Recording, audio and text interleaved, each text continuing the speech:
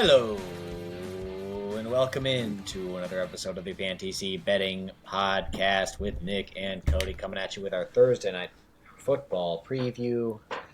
Probably our last Thursday night football preview. I think we're going to just combine this show and our Tuesday episode that recaps the previous week and previews the Sunday slate.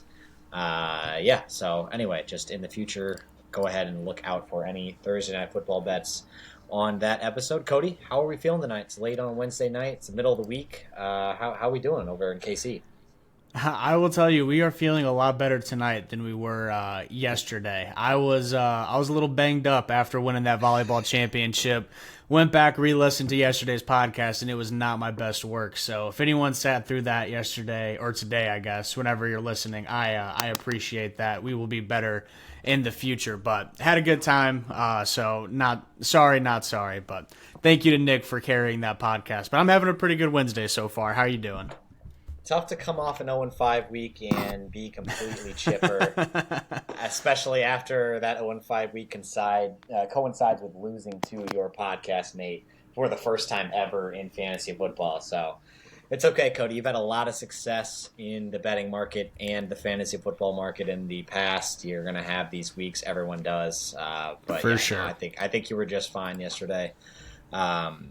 I'm doing great too. I had a good night at the pub. Had some dinner. Had a couple drinks. I'm feeling pretty good heading into this Thursday night football matchup. I have a few bets that I really like in this one too. So let's go ahead and jump into it. This is going to be a really quick one for you guys. We're only going to preview the Thursday night football game in this one. So we're going to talk about the line between the Jags and the Saints. And then we're also going to give you a couple props that we like from the game, and then we'll get out of here 10 or 15 minutes. Very digestible episode for you guys here today. But I talked about this on the previous episode, if anybody listened to that. The Saints are favored by 1 point in this one at home. Over-under is 40. We love the Saints in this spot. Trevor Lawrence is banged up after that knee injury he sustained against the Colts a few days ago. He's coming off of obviously a short week. He is coming off of the London trip the 2 weeks previous to last week.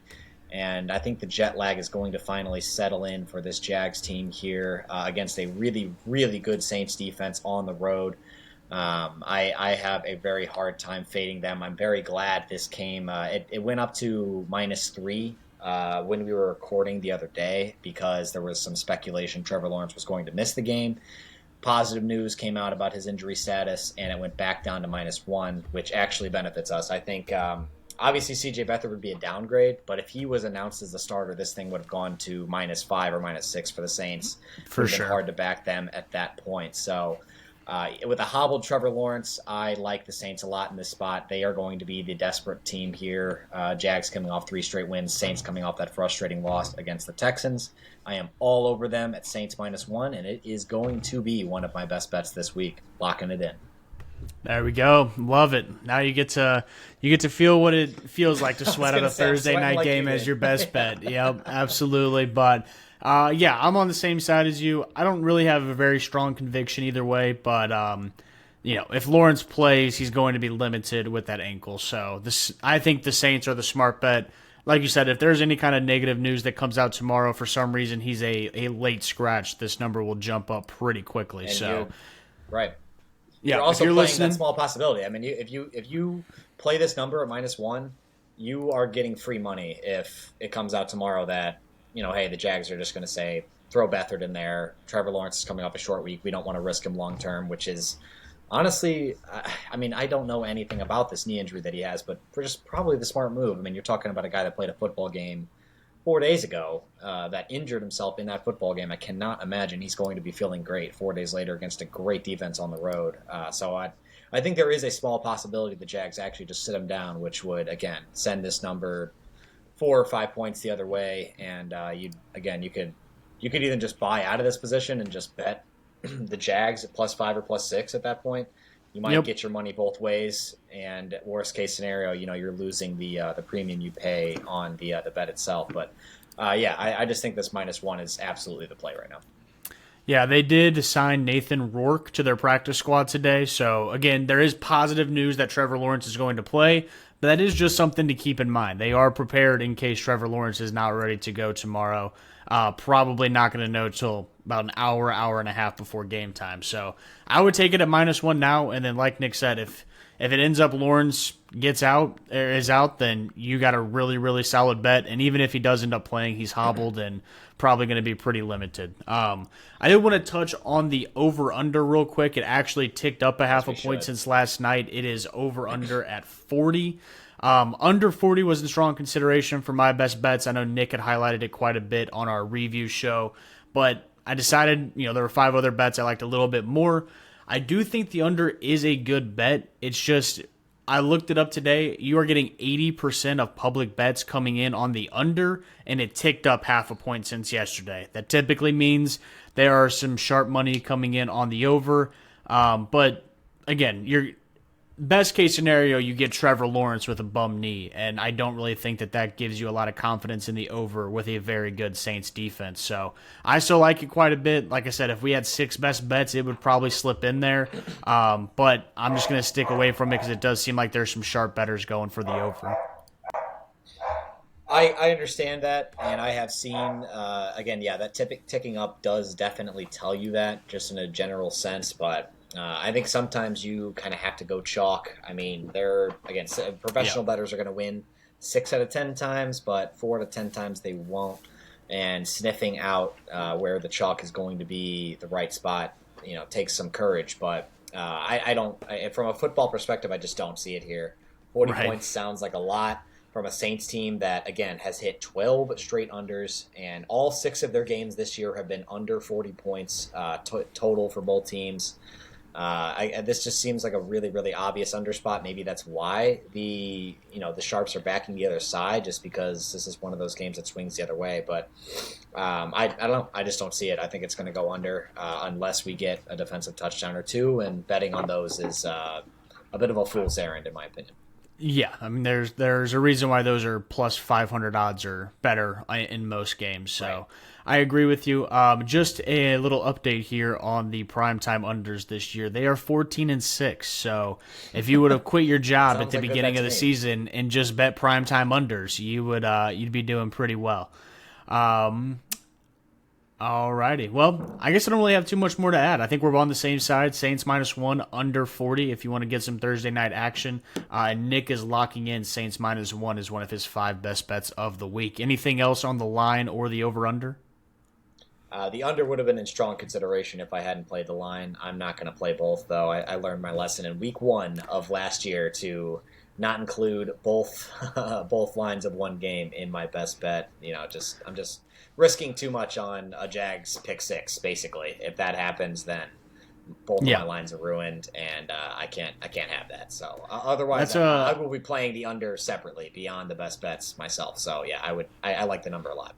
Yeah, absolutely. That would be just having to record a podcast with you on Thursday night after both of those were to not hit would be not too much fun. Yeah, so I'd send in my best bets, and you just have to read them off for the listeners. I wouldn't. No, but yeah, I agree with you. I'm not going to lock it in as a best bet, but I will have a little bit on the under as well. So keep writing those primetime unders. This seems like a pretty easy one.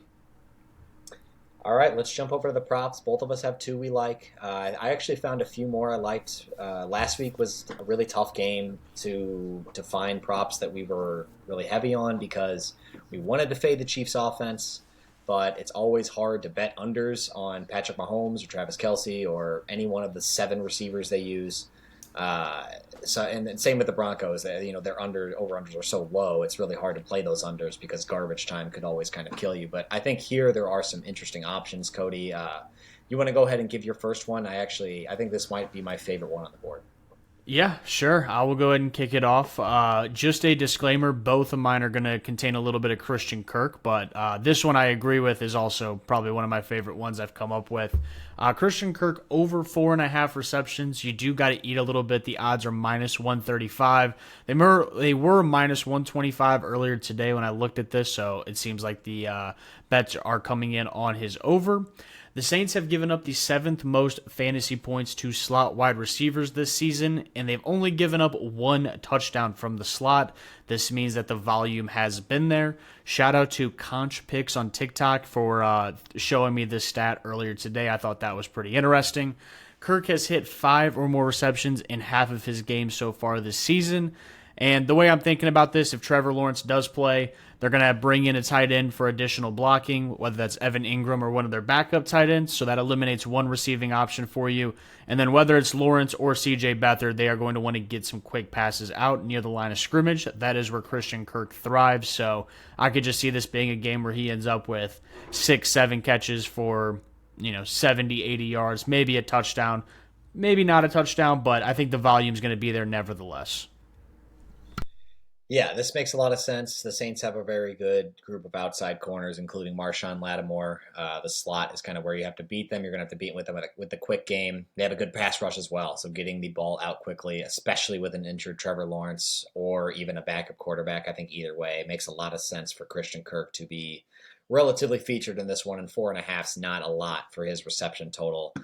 Without looking at his stats the past 4 games, I would imagine he has hit this in most of his games so far this year. So yeah, good call by Kody. Christian Kirk will be featured in this game most likely. My first bet is surprisingly going to be on an over, especially because we are on the under in this game overall. But we are taking Chris Olave over 95 receiving yards. That's at plus 225. We're going to push this one up from its 61.5 line that it's at right now. You can get that one at minus 135. The juice is on the over there, or I guess the sharps are on the over, so that's why you have to pay a little bit of juice to get it. So that should tell you a little something about how they feel about Chris Olave in this game. But I think the Jags are a bottom 5 defense against 20-plus yard down the field passes. Their number 1 corner, Tyson Campbell, is going to be out in this game as well. Chris Olave should have a chance to catch a downfield ball or 2. So I like pushing this number up a little bit to get me some juice. I personally put a little bit on this line myself, so I feel pretty confident in it. I think Olave is kind of the way to attack this Jags defense. They have a bit of a pass funnel defense that's developing so far this year. They're good against the run. Good against the short game, but they have been beaten deep pretty consistently, and Chris Olave is clearly the guy on the Saints offense that fills that role. Rashid Shaheed will get his shot player too, but Chris Olave is the target hog that will fill that role. I think the key here is that Derek Carr shoulder looks healthy at this point. The first 3 games of the year, Olave had 112, 86, and 104 receiving yards. Then Derek Carr hurt his shoulder in that 3rd game that Olave had the 104 receiving yards. Olave had 4 and 12 receiving yards in the preceding 2 games because Derek Carr was not throwing the ball down the field. Then last week against Houston, 7 for 96, gets back on track because Carr's shoulder's feeling healthier. So looks like we have full practices coming into the week for Carr. Olave has actually been limited, but he looks like he's going to be okay. An injury he dealt with last week still got to that 96 total. So I like Olave's over quite a bit here. Yeah, I'm right there with you. The stat that the Jags are bottom 5 against passes 20 or more yards downfield was a little bit interesting. I did not know that.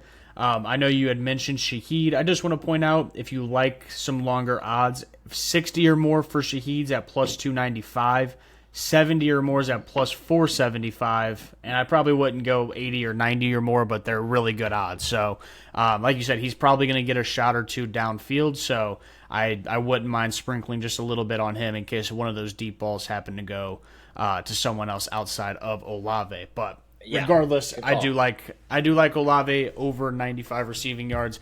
Got him in a couple of fantasy leagues that I need to make some turnarounds in, so I would appreciate that big time. My second prop bet here, we are again going to ride Christian Kirk. I think it's going to be a pretty big game for him, and we are going to take Christian Kirk over 40 receiving yards. We're going to go ahead and parlay that with Kamara over 50 rushing yards. I'm not going to keep hyping up Christian Kirk. I think you guys get that point. I'm just going to go ahead and throw in a very reachable rushing number for Kamara just to get some juicier odds at plus 126. Nothing crazy getting over 50. Obviously, like Nick had pointed out, the Jags are basically a pass funnel defense. They want you to run the ball against them, but I do think that there's a good chance the Saints are leading for the majority of this game. They may be able just to lean on Kamara, so it may not be a pop play or two. It may be, 15, 18, 20 carries for 65, 70 yards. Not very efficient, but I think he's going to get the volume to make it happen. So Kirk over 40 receiving yards, Kamara over 50 rushing yards at plus 126. Yeah, hard to argue with. Like you said, I don't think Kamara is going to have an extremely efficient day on the ground, but he's had 51, 80, and 68 yards in his 3 games back so far, seeing a ton of volume. Hasn't really even had a very easy schedule to this point in the 3 games he's played. So, I think these both are very achievable, and without something we don't expect, like an injury or a Jags beatdown, I think both of these things are very possible. For sure. And lastly, we are riding the same narrative we've been preaching all day. I'm going Jags under their 19.5 team total at minus 102. Clearly fading the Jags offense in this one. I think they'll need a defensive score to get to 20 points here with a hobbled Trevor Lawrence or a backup quarterback. Seems like a good spot to take the under here. The Saints, let me double check this. The Saints have allowed 20 points in exactly 2 games so far this year. One against the Texans last week, it was exactly 20. One against the Baker Mayfield-led Buccaneers at home a couple weeks ago. But the Saints defense, like we said, really legit. One of the best 3 or 4 in the NFL, and on a short week with a hollow Trevor Lawrence, I will fade the Jags offense pretty comfortably, especially because it's basically even money at minus 102. Yeah, and build on that, before the Buccaneers game, I believe the Saints went either 12 or 13 games in a row dating back to last year where they did not give up more than 20 points on defense. And the Buccaneers had plenty of short field opportunities in that game against the Saints, because I think that if you look at the scoreboard, I think they kind of put it on them a little bit, but it was a lot of short fields for Baker Mayfield and the Bucs. So I do like this one quite a bit. I mean, taking whatever team the Saints are playing to not score more than 20 points has been a very solid bet. So I would keep riding that one, especially, like you said, you're getting it at minus 102. I mean, if C.J. Beathard is the quarterback, I mean, another one you don't want to jinx it, but you're feeling really, really good about it from the start of the game. So yeah, I like that one quite a bit. Anything else you had in consideration? I kind of had my 2, and that was it. Anything stick out to you? So I really want to bet the under on the Trevor Lawrence passing yard total, but I could not find a book that was going to give it out to me right now with his uncertain status. So take a look tomorrow. If he is, anywhere around the 250 mark, I'm taking that under. I'd probably play it all the way down to around 235. That's kind of when you get to the point that garbage time could save you with that over. But I think, 250. If it comes out around there, I'll play the under on Trevor Lawrence. I unfortunately could not find that number anywhere because of his injury. Yeah, if he does end up playing as well, I will take Trevor Lawrence over half of an interception. So basically just for him to throw a pick. The Saints defense, if you give them the chance, they do not drop interceptions very often. They've been very efficient when given the opportunity. So I would ride that. Like I said, with a little bit of a hurt knee, I'd assume he's probably not going to be able to move around as much. I could definitely see a ball thrown up that he shouldn't have that ends up going the other way. So I'm with you. If he ends up playing, definitely look out for those 2. Before we sign off, I did want to say, whether you're watching or listening, make sure you're subscribed, all that kind of good stuff. And then Nick is heading out to Denver this weekend, so we are going to be recording our best bets tomorrow, probably evening, afternoon, I'm not sure exactly what time yet. And then we will be releasing it on Friday. So if you want the most up-to-date odds from when we were betting, make sure you tune in Friday morning, because by the time, as I think I mentioned this a couple weeks ago on the pod, there's a lot of books out there that won't let professional betting money come in until Friday or Saturday because they want to get what they feel is the best of the number up until that point. So there's going to be some line movement over the weekend, so make sure you tune into Friday's episode so that way you can see the numbers that we're seeing and you can bet along with us if you'd like. But Nick, I think that's going to wrap it up for me.